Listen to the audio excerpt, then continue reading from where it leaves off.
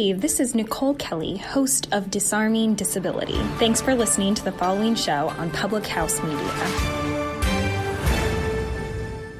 This is Madeline, host of Crowned and Dangerous here on Public House Media. Thanks for listening to the following broadcast on Public House Media. Once you are done with this episode, I hope you'll come back to check out my show, Crowned and Dangerous, where Jessica and I talk about our time in the pageant world. A new show comes out bi-weekly on Thursdays. Don't forget to subscribe on iTunes so you never miss an episode of Crowned and Dangerous. Thanks again for checking out the following broadcast on Public House Media.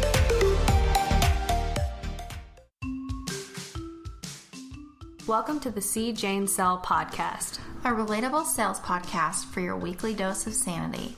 I'm your host, Chelsea Dupre. and I'm your host, Lee Nevis.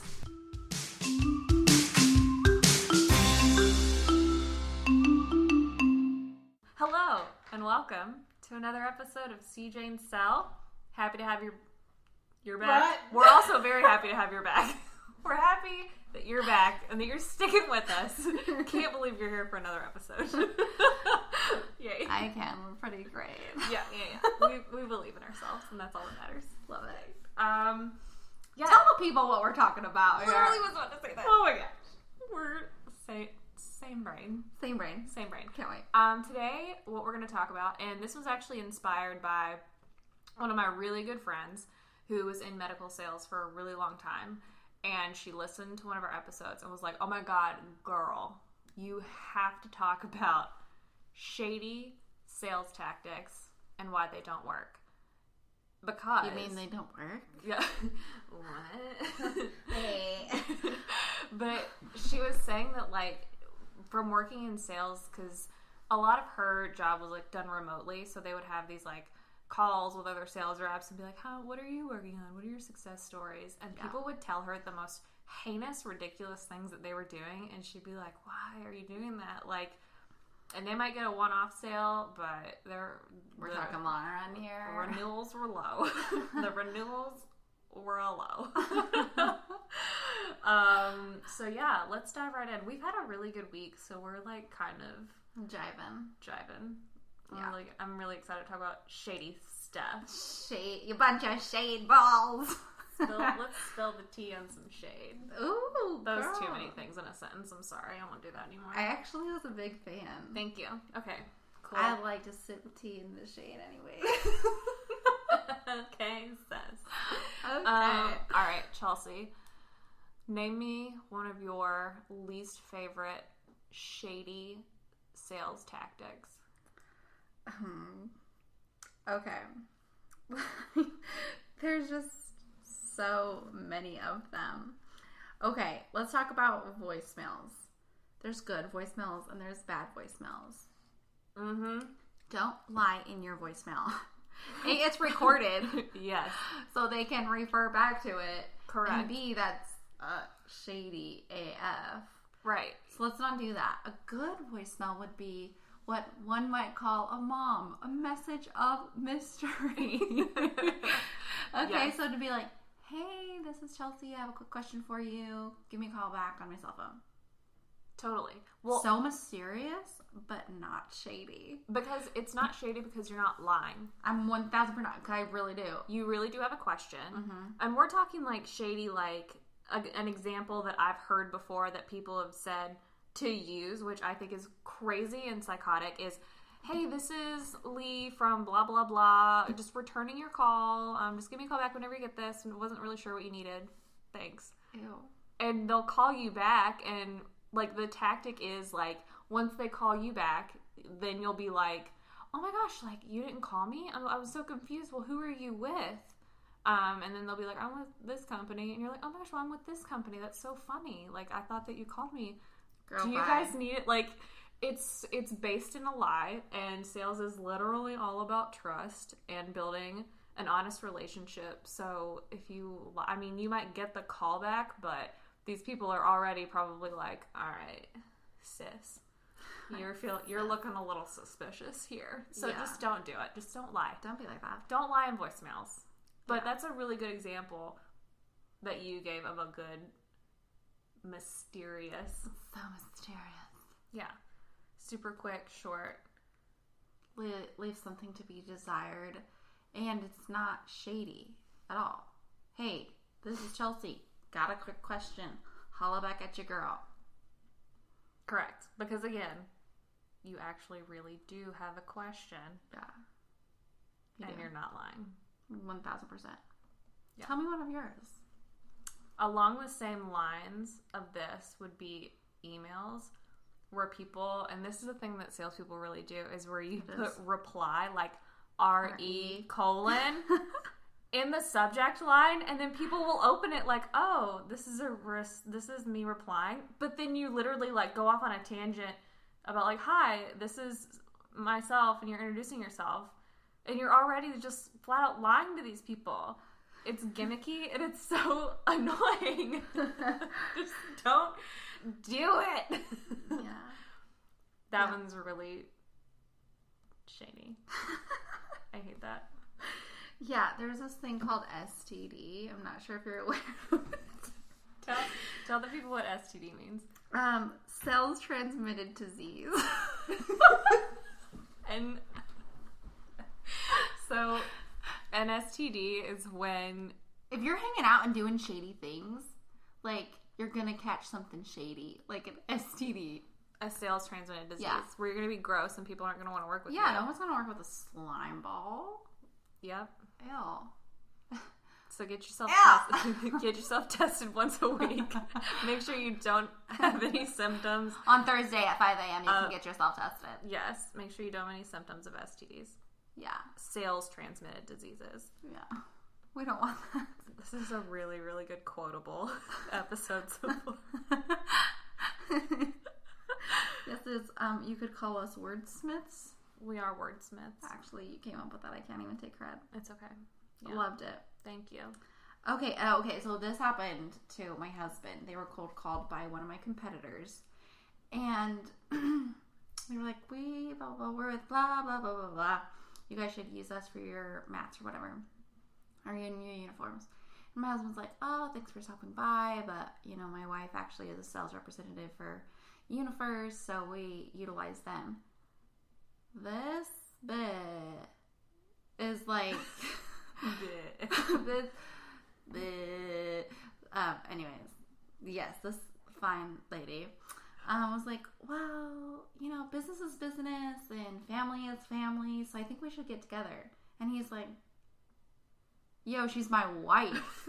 Like, that is my business. Like, she folds my clothes, cooks my food, and shares a bed with me. You can't get more business, okay? Yes. Like, no. And she went for it again. And he's like, I'm going to have to pass. So, just respect it. Respect it and buy. Not every situation. There's not a sale that you are always going to sell. Mm-hmm. Okay? Walk away. Don't be a pushy little sleaze bucket. Yeah, you have to recognize when a situation is asking for you to step away, because you have to be a human being first and a salesperson second. Oh my gosh. Because we've all had those calls where we cold call someone and it's like, oh my gosh, this person doesn't work here anymore because of this, or oh, this person passed away, and you have to just take those calls and be really respectful, because I bet you anything, maybe you don't, get a meeting, that phone call, obviously, and you don't have, you don't have an opportunity to sell right there in that moment, but you 100%, if they call back a couple weeks later and they remembered that you were really nice, then you can be like, hey, I'm sorry of the situation that you were in last time we talked. Just wanted to see if everything's calmed down. See if there's a chance for us to meet up.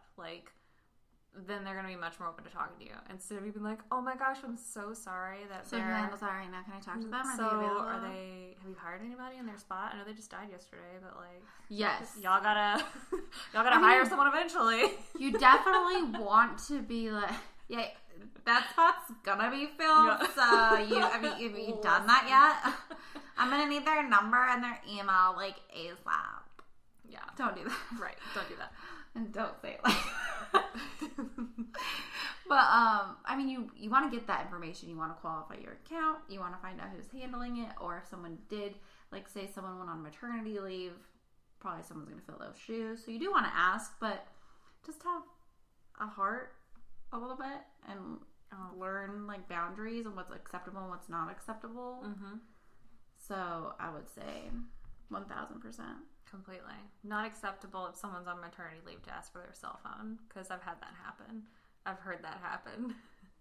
Please don't do that. Please don't call anyone who still works at their company on maternity leave and ask for their cell phone. I'd be like, it's 1-800-BIATCH.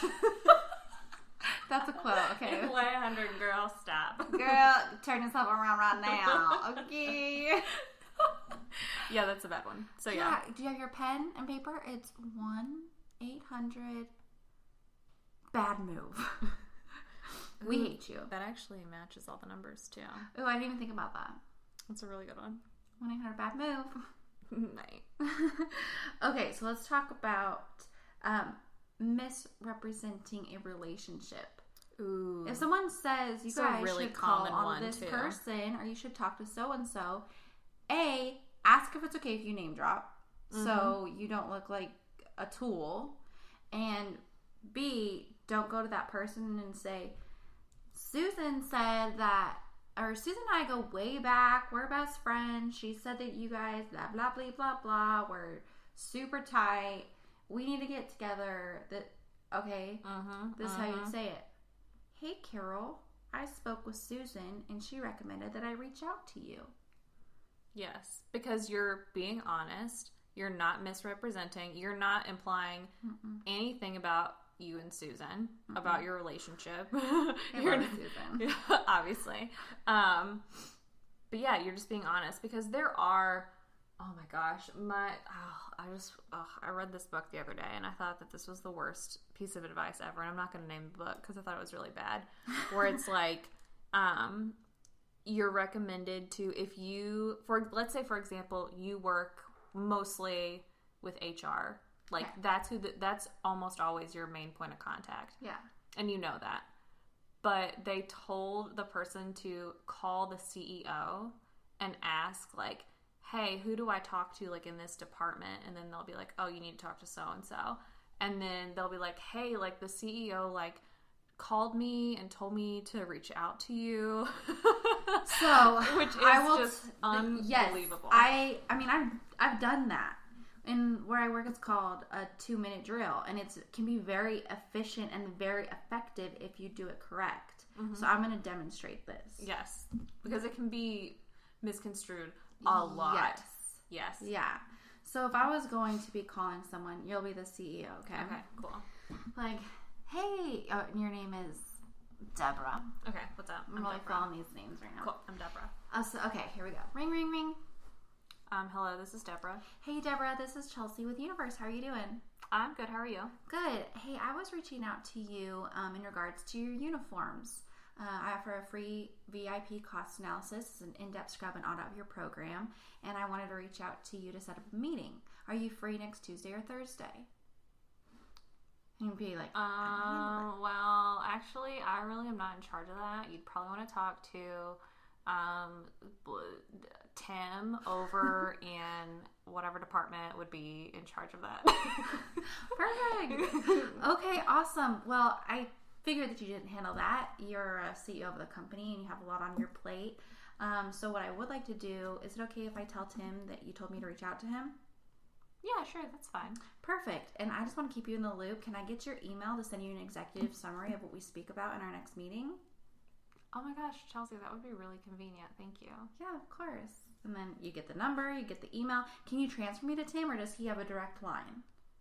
He has a direct line, then I'll just give you girl, because you're so nice. Oh, thanks, girl. I know. And then 1-800-555-5555. 1-800, good move. Killed it. And that's how you do it. That's how it's done. Really, really good. Yeah. Yes. The way that it was explained in this, it was not that comprehensive, because that's like you're literally calling, asking information, and you're really trying to get to the bottom of like how you should go about this in the right way. The other one was just like, hey, who do I talk to? Okay, cool, bye. Hang up, and then call that person. And if you are going to be, like, don't have enough guts to ask to say that, I would say, as I spoke with John, this president of the company, and he said that you're in charge of this. Do not say that John told me to call you. Correct. Okay? Correct. Because if you get caught in that lie, sometimes that's going to work for you. And it'll be whatever. Mm-hmm. But if you get caught lying, not only does that person not trust you, but they're probably going to tell the CEO, and they're going to think you're a slime ball. Yep. And they're like never going to typical work with you. salesperson. Yes. Freak. Yes. Always say they said you'd be the best person to speak with. Unless they say. Unless you have actual permission from them and they say that that's okay. Yeah. And if that works for you and you're good at being shady, then... I'm like, good luck to you. God bless you. Karma will come back around and get you, though. I enjoy the sunshine, and I love hats. You don't need a hat in this shady. That's a really good one. Thanks. I love it. I'm going to put on a t-shirt. It's fine. Mm-hmm. Okay, big thing. It makes you look super tacky. Is trash talking your competition? Ooh. Mm-hmm. And it's so tempting, too. It's so tempting. There are things that you can do, comparisons you can make. Mm-hmm. But there have to be factual comparisons. Okay? Yes. Maybe it's debt ratios. Maybe it's industry, like what you offer versus what they offer. Mm-hmm. Those types of things. Mm-hmm. You know, they took on a big acquisition. That was hard. They took on a big acquisition. So this is affecting multiple customers. That is not bashing them. Bashing them would be like, well, they are sucking. They can't do this. They can't do this. They lied to this person. They did this. You shouldn't believe them for this. They're going to try to get you in this way. Mm-hmm. No, talk about how great you are. And if you have facts to go behind it, then back up your facts. Mm-hmm. Base your arguments in facts. Base them in factual information. Write that down. Tattoo it on your forehead. Oh. It's so easy, though, to just be like, oh, no, they suck. I know. But don't do it. Don't do it. Don't take the easy way. Don't take the easy way. But the other thing you can do is referral letters. So if you're working in a business where you have competitors and people switch, you can have maybe your customer will say, taxidermy plus. Great example. Love that you were thinking about that. Taxidermy plus. Taxidermy plus. And absolute taxidermy. Yeah. Okay, so Taxidermy Plus just switched from a provider. Yeah. Okay, and so so they switch to you, and you're gonna ask for a referral letter, and in that referral letter they can say, my transition from A to B was this, and this was my experience, and this is what I've experienced so far. That, my friends, is powerful, and it is not you trash talking, and it's something that they can rely on. Mm-hmm. Correct. And they're and honestly, because it's coming from a company, they're most likely not going to trash talk. They're just going to also, again, lay out the facts of how they switched. Yeah. And why. Yep. I love that. Yep. That's a really good example. Yeah. The referral letters. Oh my gosh. They can do so many great things for you. Mm-hmm. They can do so many great things for you. Yeah. And too, just like, not only that, but like, just trash talking in general can make it just looks so bad, because then the companies start thinking like, oh my gosh, if I say no, are they going to start trash talking me? Or like, what if we get together and then we, end up not using them down the road? Or like, are they just like, it really makes people overthink. Yeah. And you don't want them to overthink. You don't want them to overthink. And then if you are trash talking your competitors, it's a bad look on you, but you're also not selling the positives of what you can do. Mm-hmm. And what do you think they're going to remember? Is they just trash talk that? They are going to remember that. These people that you're working with, they are people.